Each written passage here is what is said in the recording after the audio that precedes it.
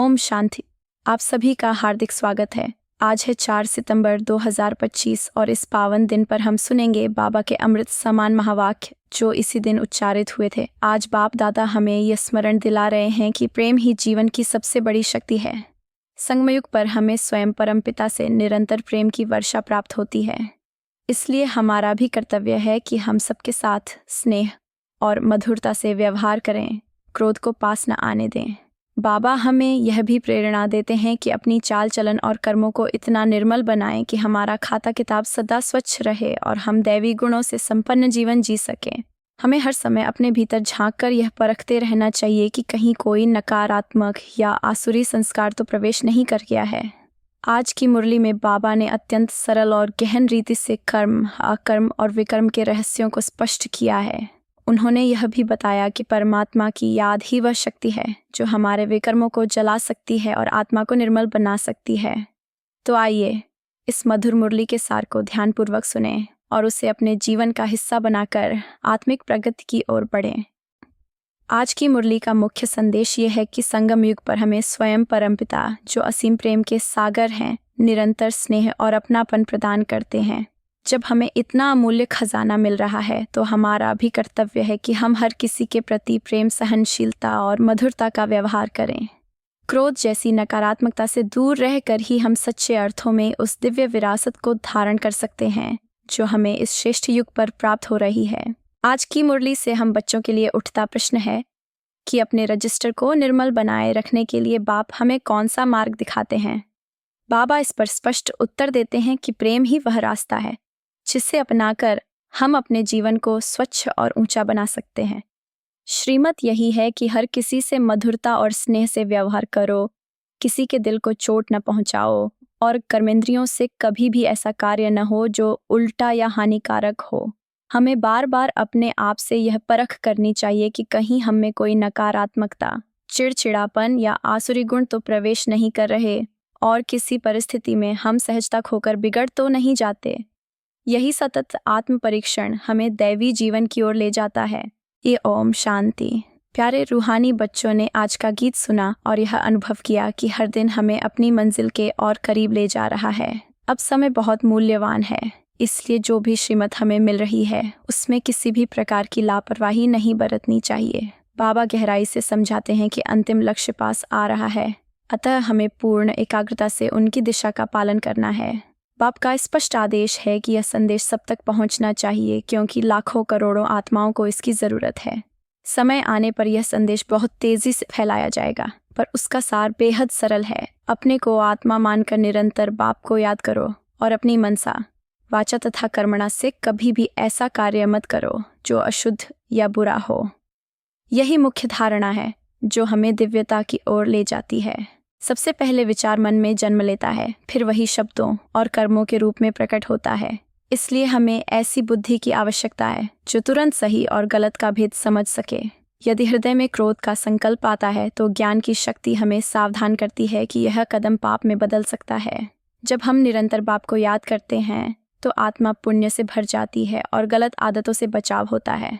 यह सोच लेना कि अभी गलती हो गई, आगे नहीं करेंगे, पर्याप्त नहीं है, क्योंकि बार बार दोहराने से वही कमजोरी आदत का रूप ले लेती है। साधारण मनुष्य विकारों को पाप नहीं मानते, लेकिन सच्चे साधक के लिए यह आत्म परीक्षण आवश्यक है कि हर संकल्प, हर भावना और हर कर्म में वह सत्य और असत्य के बीच सटीक चुनाव कर रहा है या नहीं। बाप हमें यह स्पष्ट रूप से समझा रहे हैं कि सबसे बड़ा पाप विकारों में गिरना है और उन पर विजय पाना ही सच्चा पुरुषार्थ है। साथ ही हर आत्मा तक यह संदेश पहुंचाना है कि परमपिता हमें निरंतर यही कहते हैं, मुझे याद करो, क्योंकि मृत्यु सदा सामने खड़ी है।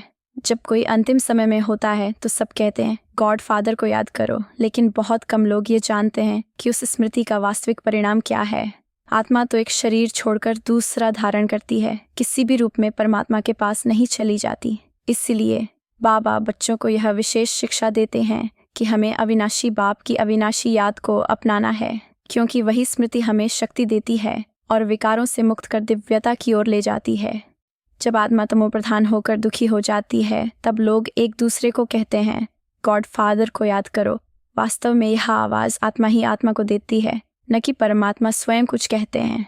ये एक सामान्य परंपरा बन गई है कि अंतिम समय में ईश्वर को याद किया जाता है। इसके पीछे कारण यह है कि मनुष्य के भीतर यह विश्वास गहराई से बैठा है कि अच्छे बुरे कर्मों का फल ईश्वर ही दिलाते हैं।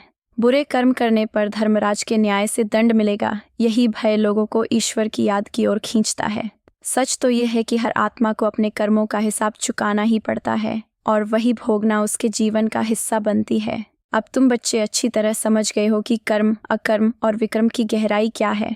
जब आत्मा बाप की याद में रहती है और उस स्थिति से कर्म करती है तो वे कर्म पवित्र बनकर अकर्म कहलाते हैं और हमारे लिए श्रेष्ठ भाग्य रचते हैं।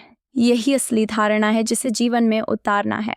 रावण राज्य में मनुष्य अज्ञानवश गलत और पापपूर्ण कर्म करते हैं, जबकि राम राज्य में किसी भी प्रकार का बुरा कर्म संभव ही नहीं होता। आज हमें निरंतर श्रीमत प्राप्त हो रही है और हर कदम पर यह परख आवश्यक है कि क्या हमें किसी कार्य के लिए बुलावा मिल रहा है और क्या वह करना उचित है या नहीं। उदाहरण के तौर पर, यदि कोई पुलिस की सेवा में है तो उसे भी पहले सहजता और प्रेम से समझाने की ही श्रीमत दी जाती है। यदि कोई समझाने से न माने तो बाद में कठोरता काम आ सकती है, परंतु पहले कदम पर स्नेह और करुणा ही प्रभावी होती है। लेकिन वह प्रेम तभी असरदार बनेगा जब उसमें योग बल की शक्ति समाई हो, क्योंकि तब वही प्रेम आत्मा को गहराई से स्पर्श करता है, ठीक वैसे ही जैसे स्वयं ईश्वर हमें समझाते हैं। बाबा हमें बड़ी सुंदर रीति से यह युक्ति बताते हैं कि हमारे हर व्यवहार में ईश्वरीय शक्ति का संचार होना चाहिए। आखिर हम ईश्वर के संतान हैं, स्वभाव से योगी हैं और हमारे भीतर भी वही दिव्य ऊर्जा विद्यमान है। परमपिता तो प्रेम के असीम सागर हैं और वही हमें स्वर्गिक जीवन का वर्षा प्रदान कर रहे हैं। स्वर्ग में प्रेम ही आधार है और आज संगम युग पर हम उसी विरासत को प्राप्त कर रहे हैं। प्रश्न यह है कि क्या हम पूरे समर्पण और पुरुषार्थ के साथ उस वर्षे को ले रहे हैं या बीच में कहीं कमी रह जाती है। बाप बच्चों को समझाते हैं कि कभी भी किसी आत्मा को दुख न दो, क्योंकि दुख देने वाला स्वयं भी दुखी होकर जीवन व्यतीत करता है। परमपिता हमें प्रेम और करुणा का मार्ग दिखाते हैं और जब मन में कोई संकल्प आता है तो उसका प्रभाव हमारे चेहरे और आचरण में भी दिखाई देने लगता है। यदि कर्मेंद्रियों से कोई गलत कार्य हो जाए तो आत्मा का रजिस्टर मैला हो जाता है। देवताओं की महानता का गुणगान इसलिए किया जाता है क्योंकि उनकी चाल चलन पवित्र और आदर्श रही है। बाबा हमें यह समझाते हैं कि जब देवताओं के पुजारी स्वयं उनकी महिमा गाते हैं, सर्वगुण संपन्न, 16 कला संपूर्ण, तो उन्हें भी बताया जा सकता है कि तुम वहीं थे, फिर वहीं बनोगे। परंतु इसके लिए आवश्यक है कि अपने जीवन की चाल चलन को दैवी बनाओ। यही इस मुरली की मुख्य धारणा है कि हमें अपनी हर सोच, वाणी और कर्म को इतना श्रेष्ठ बनाना है कि हम पुनः देवत्व को प्राप्त कर सकें।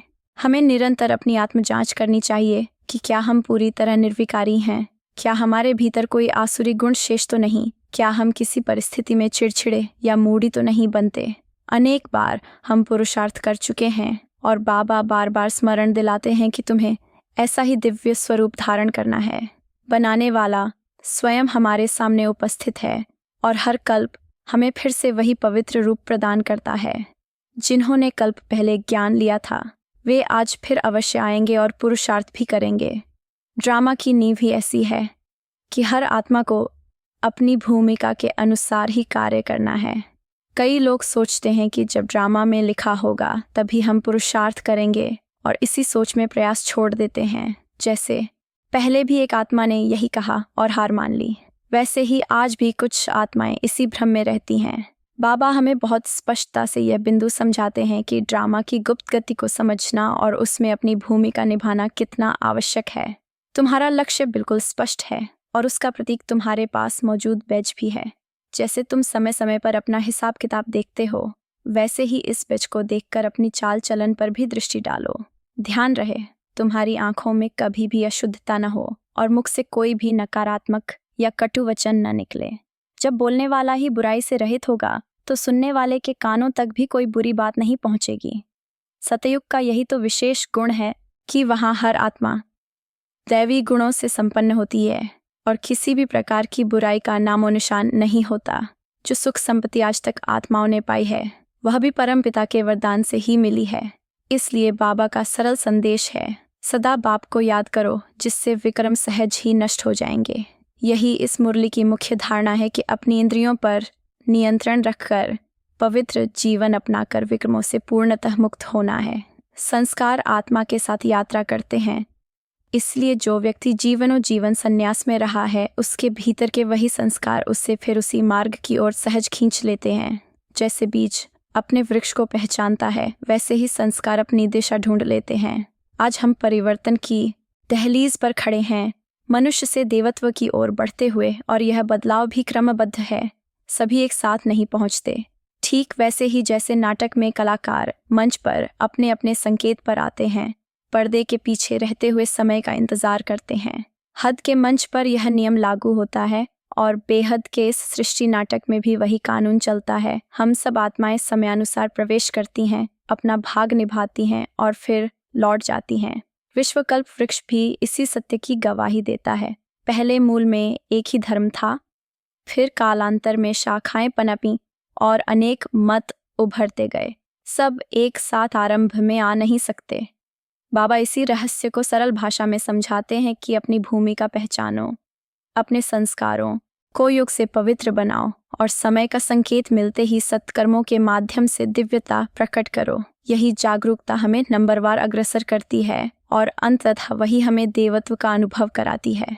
सबसे पहले इस सृष्टि नाटक में देवी देवता धर्म की आत्माएं ही मंच पर आती हैं, वह भी अपनी अपनी क्रमवार संख्या अनुसार। यही तो कल्प वृक्ष का राज है, जिसे स्वयं बाप आकर हमें विस्तार से समझाते हैं। वे ही बताते हैं कि मनुष्य सृष्टि रूपी इस वृक्ष का मूल बीज वही है। बीज में वृक्ष तो नहीं समाया होता, लेकिन पूरे वृक्ष का ज्ञान अवश्य समाया होता है। हर आत्मा का अपना विशिष्ट पाठ है और यह चैतन्य वृक्ष क्रमशः बढ़ता रहता है, जिसके पत्ते भी समय पर एक एक करके निकलते हैं। इसकी इस वास्तविकता को बहुत कम लोग समझ पाते हैं, क्योंकि इसका बीज ऊपर है, इसलिए इसे उल्टा वृक्ष कहा जाता है और उसके रचयिता बाप भी ऊपर ही हैं। यही इस मुरली की मुख्य धारणा है कि हमें कल्प वृक्ष के रहस्यों को गहराई से समझना है और अपनी भूमिका को पहचानना है। साथ ही यह भी स्मरण रहे कि अंततः हमें अपने घर शांति धाम लौटना है, जहां आत्माएं निवास करती हैं। लेकिन वहां जाने के लिए हमें पहले स्वयं को पवित्र बनाना होगा। जब हम योग बल से निर्मल बनते हैं तो हमारे द्वारा संसार भी शुद्ध और पावन हो जाता है। वास्तव में हमें पवित्र आत्माओं का संसार चाहिए और इसके लिए सबसे पहले हमें स्वयं को दिव्यता से भरना होगा, तभी संपूर्ण विश्व भी पवित्रता की ओर अग्रसर होगा। तुम्हारी समझ में ये बात हमेशा स्पष्ट रहनी चाहिए कि आत्मा ही मन और बुद्धि का आधार है, वही चैतन्य स्वरूप है और केवल वही ज्ञान को धारण करने की क्षमता रखती है। इसलिए प्यारे बच्चों को यह राज हृदय में बैठाना है कि जन्म और पुनर्जन्म का क्रम कैसे चलता है और किस प्रकार 84 जन्मों का पूरा चक्र समय पर संपन्न होता है। जब यह चक्र पूरा होता है तो संपूर्ण मानवता भी पवित्र बन जाती है। यह सृष्टि का अनादि ड्रामा है जो एक क्षण के लिए भी नहीं रुकता। हर पल जो घटता है वही कल्प कल्प दोहराता है। इसी समझ से हमें अपने जीवन का परीक्षण करना है कि क्या हम वास्तव में पवित्रता की धारणा कर रहे हैं या नहीं। हर आत्मा में उसका अविनाशी पाठ भरा हुआ है, जिसे उसे समयानुसार निभाना ही होता है। इस नाटक का स्वभाव ही ऐसा है कि आत्मा को उसका प्राकृतिक किरदार मिल चुका है, इसलिए बच्चों को इस सच्चाई पर गर्व और आनंद होना चाहिए। असली अतीन्द्रिय सुख का अनुभव तो संगम युग में ही मिलता है, जब स्वयं बाप आकर हमें 21 जन्मों के लिए सुखी और संपन्न बना देते हैं। इस शिक्षा को गहराई से समझने वाले बच्चे सेवा में लगे रहते हैं और दूसरों को भी मार्गदर्शन देते हैं। यदि कोई स्वयं क्रोधी स्वभाव रखता है तो उसका प्रभाव दूसरों तक भी पहुंच जाता है। इसलिए यह दोष सबसे घातक है। यहाँ हमें यह शिक्षा दी जाती है कि यदि कोई क्रोध करे तो उसके सामने भी प्रेम और शांति का फूल अर्पित करो, न कि प्रतिक्रिया में गुस्सा दिखाओ। असल में क्रोध भी एक प्रकार का भूत है जो आत्मा और संबंधों को बहुत हानि पहुंचाता है। विशेष रूप से जो मार्गदर्शन देने वाले हैं उन्हें तो कभी भी क्रोध नहीं करना चाहिए। इसीलिए इस मुरली की मुख्य धारणा यही है कि हमें क्रोध पर पूरी तरह विजय प्राप्त करनी है और हर परिस्थिति में प्रेम और शांति से दूसरों को समझाना है। हर आत्मा पुरुषार्थ करती है, लेकिन उसकी तीव्रता अलग अलग होती है। किसी का प्रयास बहुत प्रबल होता है तो किसी का धीमा और उदासीन। जो आलस्य या ठंडे पुरुषार्थ में रहते हैं वे स्वयं अपनी बदनामी का कारण बनते हैं। क्रोधी स्वभाव वाले या अनुशासनहीन लोग कहीं भी टिक नहीं सकते और जब अंतिम परीक्षा होगी तब सबके असली स्वरूप सामने आ जाएंगे। जिस प्रकार इनका कर्म होगा वैसी ही उसकी प्रतिष्ठा और पहचान बनेगी। इसलिए ज़रूरी है कि हर बच्चा स्वयं का मूल्यांकन करे कि उसका पुरुषार्थ सशक्त है या शिथिल। तुम जानते हो कि यह पूरा ड्रामा आदि से अंत तक किस प्रकार चलता है, इसीलिए तुम्हें अंतर्यामी कहा जाता है। आत्मा के भीतर यह ज्ञान समाया हुआ है कि सृष्टि का चक्र कैसे घूमता है और विभिन्न धर्मों, संस्कृतियों तथा मानव व्यवहार का सार क्या है। यह मान्यता गलत है कि भगवान हर जगह वास करता है। वास्तव में फल तो हर आत्मा को अपने ही कर्मों के अनुसार मिलता है। जैसा पुरुषार्थ करेंगे वैसा ही प्रतिफल पाएंगे। जो पाप करेंगे उसकी दंडना भी उन्हें स्वयं भोगनी होगी। यदि आचरण सही नहीं है तो आत्मा को नीच गति प्राप्त होगी और ऊंचा पद खो बैठेगी। जैसे किसी स्कूल में विद्यार्थी असफल हो जाते हैं तो उन्हें अगली कक्षा में पुनः पढ़ना पड़ता है, वैसे ही यहाँ भी अधूरे प्रयास का परिणाम मिलता है। यही है जीवन की सबसे बड़ी शिक्षा कि पुरुषार्थ कभी ठंडा न हो, हमेशा तीव्र और सच्चे संकल्पों से भरा हो। यह शिक्षा कोई साधारण पढ़ाई नहीं बल्कि कल्प कल्पांतर तक साथ देने वाली अनमोल विद्या है। यदि अभी इसे नहीं समझा और नहीं अपनाया तो फिर पूरे चक्र में यह अवसर हाथ से निकल जाएगा। इसलिए ईश्वरीय लॉटरी को संपूर्ण रूप से लेना आवश्यक है। बाबा बार बार समझाते हैं कि यह पढ़ाई कितनी अमूल्य है और इसका असर कितनी दूर तक जाता है। जब भारत सुखधाम कहलाएगा तब बाकी फनन आत्माएं शांति धाम में विश्राम कर रही होंगी। बच्चों को यह जानकर अपार खुशी होनी चाहिए कि अब हमारे सुख के दिन निकट आ रहे हैं। जैसे दीपावली से पहले लोग उत्साहित होकर गिनती करते हैं कि कितने दिन बाद नए वस्त्र पहनेंगे, वैसे ही तुम्हें भी यह उत्साह होना चाहिए कि स्वर्ग साकार रूप में आ रहा है और हमें अभी से अपने जीवन का श्रृंगार करना है ताकि वहाँ असीम सुख मिल सके। साहूकार अपनी साहूकारी में मग्न रहते हैं, वैसे ही इस ईश्वरीय ज्ञान का नशा तुम्हें हमेशा रहना चाहिए। जो लोग आज नींद में हैं वे कल अचानक चौंकेंगे कि वास्तव में ये सब सच था, पर सत्य को वही समझ पाते हैं जिन्हें सत्य का संग मिलता है। आज तुम्हें यह सौभाग्य प्राप्त है कि तुम सत्य बाप के साथ जुड़कर स्वयं को सत्य बना रहे हो, जबकि बाकी असत्य के संग से असत्य बनते जा रहे हैं। आज भी स्पष्ट दिखाया जा रहा है कि भगवान क्या कहते हैं और मनुष्य क्या कहते हैं, यहाँ तक कि इससे पत्रिकाओं में भी प्रकाशित किया जा सकता है। अंतिम विजय तो निश्चित रूप से उन्हीं की होगी जिन्होंने कल्प पहले ऊंचा पद पाया था और इस बार भी पाएंगे। इसलिए हर बच्चे को यह जांचना चाहिए कि क्या वे सच के संग में हैं या नहीं, क्योंकि यही जीवन की सबसे बड़ी कसौटी है। सत्ययुग में न अकाल मृत्यु होती है और न ही अल्प आयु, क्योंकि वहाँ पवित्रता के कारण जीवन लंबा और सुखमय होता है। पतित पावन तो एकमात्र परमात्मा ही हैं, वही आकर आत्माओं को पावन बनाते हैं। श्री कृष्ण के संदर्भ में यह बात नहीं बैठती क्योंकि संगमयुग पर उनका आना संभव नहीं है। वास्तव में यह पूरा खेल 84 जन्मों, 84 चेहरों और 84 कर्मों का बना बनाया ड्रामा है, जिसमें कोई भी परिवर्तन संभव नहीं। आत्मा बेहद सूक्ष्म बिंदु होते हुए भी अपने भीतर अनादि और अविनाशी पाठ संजोए रहती है। यही प्रकृति का अद्भुत चमत्कार है। इसे सुनकर मनुष्य आश्चर्यचकित हो जाते हैं, लेकिन सबसे पहले उन्हें यह संदेश मिलना चाहिए कि सच्चा पतित पावन और सबको सद्गति देने वाला केवल परमपिता परमात्मा है। वही स्मृति हमें कलयुग के गहरे दुखों से मुक्त कर सतयुग की सुखमय दुनिया तक पहुंचाती है। फर्क बस इतना है कि हर कोई इस सत्य को अपनी समझ और पुरुषार्थ के अनुसार ही आत्मसात करता है। बाबा प्रतिदिन हमें समझाते हैं कि शिव बाबा स्वयं आकर हमें शिक्षा दे रहे हैं और अंत में साथ ले जाकर घर वापस भी करेंगे। इस शिक्षा का मूल सार यही है कि हम पवित्रता का महत्व गहराई से समझें और उसे जीवन में उतारें। साथ रहने वाली बहनें भी बाबा को अधिक याद करती हैं, इसलिए वे ऊंचा पद प्राप्त कर सकती हैं। उनकी तड़प और याद का भाव वास्तव में प्रेरणादायी है। बाबा स्पष्ट कहते हैं कि बच्चे यदि निरंतर याद की यात्रा में रहेंगे और दैवी गुणों को अपनाते जाएंगे तो बंधनों की जंजीरें टूटती चली जाएंगी और पापों का घड़ा स्वतः खाली हो जाएगा। इसलिए हमें हर दिन यह परखना चाहिए कि क्या हम सचमुच याद की यात्रा में स्थिर हैं और अपने स्वभाव में दैवी गुणों को धारण कर रहे हैं या नहीं। इस पूरी मुरली से धारणा का सार यह निकलता है कि हमें अपने जीवन को दैवी गुणों से भरना है। सबसे पहले अपनी चाल चलन को इतना पवित्र बनाना है कि उसमें देवताओं जैसी मर्यादा झलके। हमारे मुख से कभी भी अपवित्र या बुरी वाणी न निकले और दृष्टि सदा निर्मल तथा शुभ हो। दूसरी महत्वपूर्ण बात यह है कि क्रोध नामक भूत से स्वयं को बचाना है, क्योंकि ये इंसान को भीतर से खोखला कर देता है और संबंधों को तोड़ देता है। यदि सामने वाला क्रोध करे भी तो हमें प्रतिक्रिया में शांत और संयमी रहकर प्यार से समझाना है। यही अभ्यास हमें दैवी जीवन की ओर अग्रसर करता है। आज का वरदान है, त्याग, तपस्या और सेवा की भावना से सदा सफलता स्वरूप बनो। इसका गहरा अर्थ ये है कि जीवन में असली सफलता तभी आती है जब त्याग को आधार बनाया जाए, तपस्या को जीवन का संकल्प और सेवा को आत्मा की पहचान।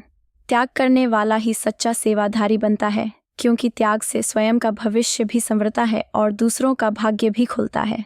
तपस्या का वास्तविक रूप है अटल निश्चय और दृढ़ संकल्प, जो हर परिस्थिति में हमें स्थिर बनाए रखता है। जब इन तीनों गुणों को जीवन में अपनाया जाता है तो सीमित सोच और संकुचित भावनाएं स्वतः समाप्त हो जाती हैं। संगठन मजबूत होता है, आपसी तालमेल बढ़ता है और मैं तू या मेरा तेरा जैसी बातें मिट जाती हैं। ऐसे में सफलता सहज ही कदम चूमती है और जीवन निर्विघ्न व पूर्णता से भर जाता है। आज का स्लोगन है, यदि हमारे संकल्पों से भी किसी को पीड़ा न पहुंचे तो वही सच्ची और संपूर्ण अहिंसा कहलाती है। अहिंसा केवल वाणी या कर्म तक सीमित नहीं है, बल्कि मन के स्तर पर भी हमें शुद्ध और शुभ संकल्प रखने हैं, ताकि किसी आत्मा को अप्रत्यक्ष रूप से भी चोट न पहुंचे।